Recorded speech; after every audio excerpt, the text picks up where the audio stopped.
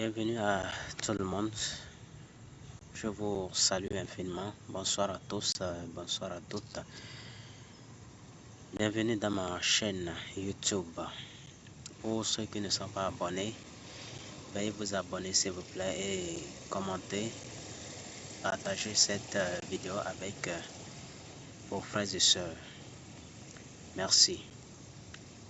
Cette vidéo fait suite à une question d'un ami sur les lois de la probabilité. C'est qu'il ne comprend pas pourquoi par exemple, si on prend un exercice, qu'il ne comprend pas pourquoi au lieu d'utiliser telle loi de probabilité, on utilise telle loi de probabilité.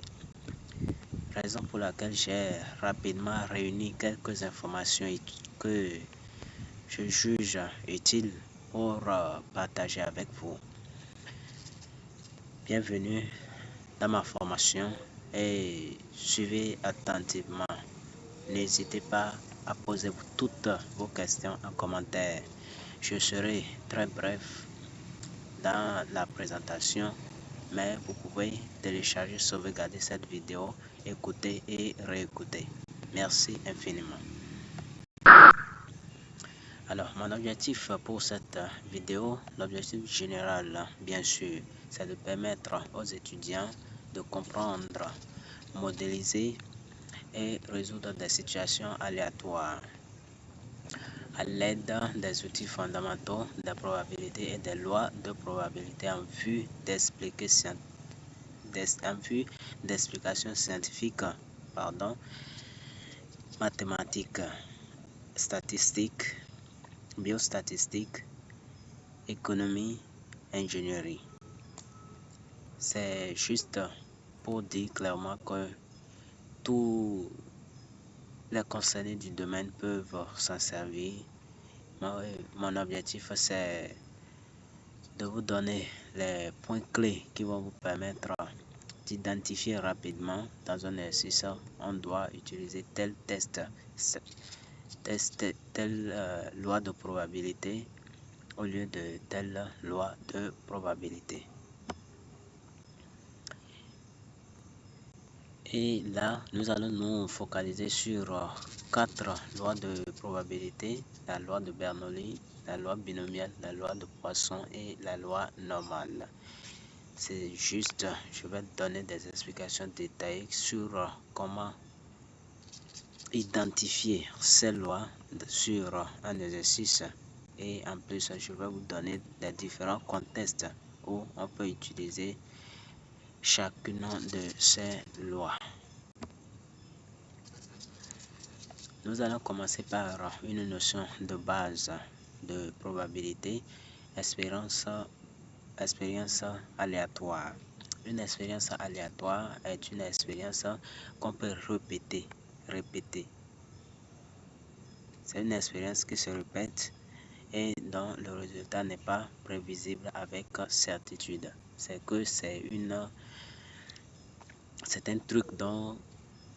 une expérience dont on ne connaît pas d'avance les résultats. Par exemple, lancer de dés, tirer une carte d'un jeu. Là, ce sont des expériences aléatoires.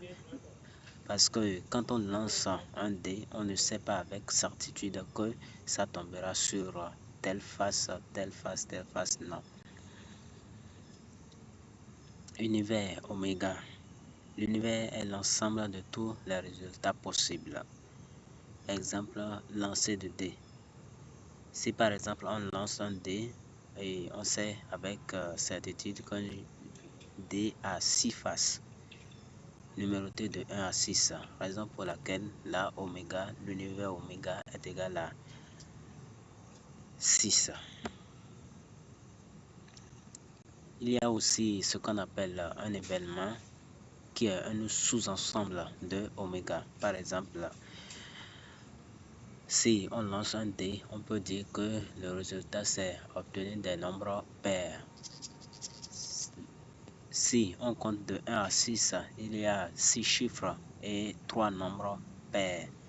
Voici ces 3 nombres pairs qui sont là 2, 4, 6.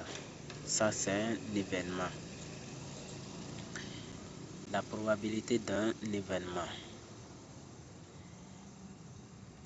Voici la formule que j'ai mis là. La probabilité de A est égale à nombre de cas favorables sur nombre de cas possibles. Dans ce cas où on lance un dé à 6 faces et on a obtenu des nombres pairs. Voilà. À ce niveau, le nombre, pour calculer la probabilité de A, le nombre de cas favorables, c'est 3 sur le nombre de cas possibles.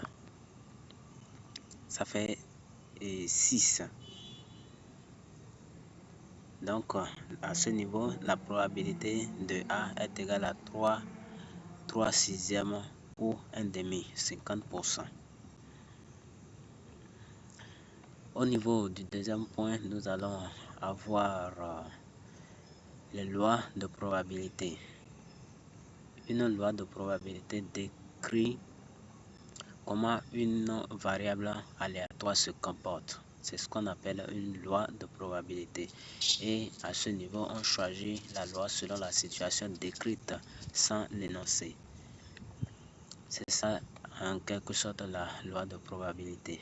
Au niveau du troisième point, on va commencer avec la loi de Bernoulli.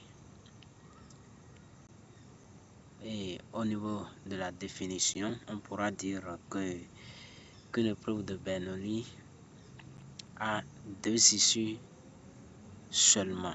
Soit c'est le succès, soit c'est l'échec. C'est ce qu'on appelle une épreuve de Bernoulli.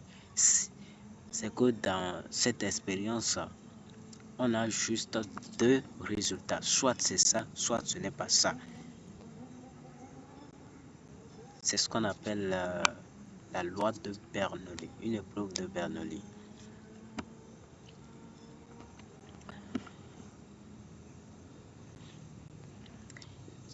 Et à ce niveau, si par exemple, le premier résultat c'est succès, là ça fait x est égal à 1, grand X est égal à 1. Et en cas d'échec, grand X est égal à 0. C'est que à ce niveau, c'est un élément et son contraire. C'est ce que vous devez comprendre à ce niveau. Maintenant, comment reconnaître la loi de Bernoulli dans un exercice? Si on donne un exercice et il y a une seule expérience et deux résultats possibles, soit c'est ça, soit ce n'est pas ça. À ce niveau, vous pouvez avec certitude affirmer que c'est une loi de Bernoulli. Voici là un exercice que j'ai proposé et j'ai essayé de donner le corrigé, mais je vais essayer de faire une nouvelle vidéo qui détaille. Je vais prendre un exercice typique de chaque loi et vous détailler ça. Raison pour laquelle je vous demande de vous abonner si ce n'est pas encore fait pour que vous ne ratiez pas les prochaines vidéos plus détaillées que celle-ci. Cette vidéo, c'est juste une introduction pour répondre rapidement à la question de mon cher ami. Au niveau du quatrième point, nous avons la loi binomiale. Et au niveau de la loi binomiale, on a une répétition indépendante de la même épreuve de Bernoulli avec probabilité de succès. C'est-à-dire au niveau de la loi binomiale, il y a une répétition de cette expérience, ce qui n'est pas le cas avec la loi de Bernoulli. C'est en quelque sorte ça. Et la formule est là pour calculer la probabilité dans ce cas.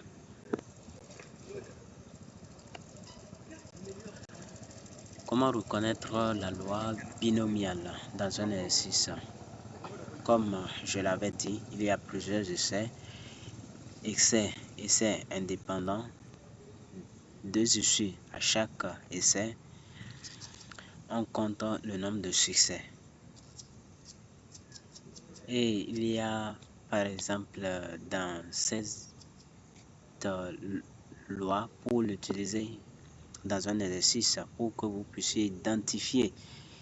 Ici, ils sont en train de parler d'une loi de Bernoulli. Pour savoir que là, vous allez utiliser la loi binomiale plutôt. Il y a ces mots-clés qu'on utilise, que j'ai essayé de vous énumérer ici. N sur N essai. Si vous voyez ça dans une épreuve, c'est que c'est dans un exercice plutôt, c'est une loi binomiale. Exactement cas succès. Répétition indépendante. Ce sont là des expressions qu'on utilise pour faire cas de la loi binomiale. Et aussi là, j'ai essayé de donner un exercice avec sa solution que vous allez essayer de mémoriser et je vais essayer de donner en détail ce qu'il y a à comprendre. Voici par exemple la solution de cette épreuve.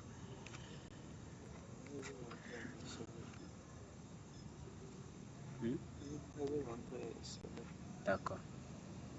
Ok. Excusez-moi. Voici la solution de l'exercice que j'ai proposé là.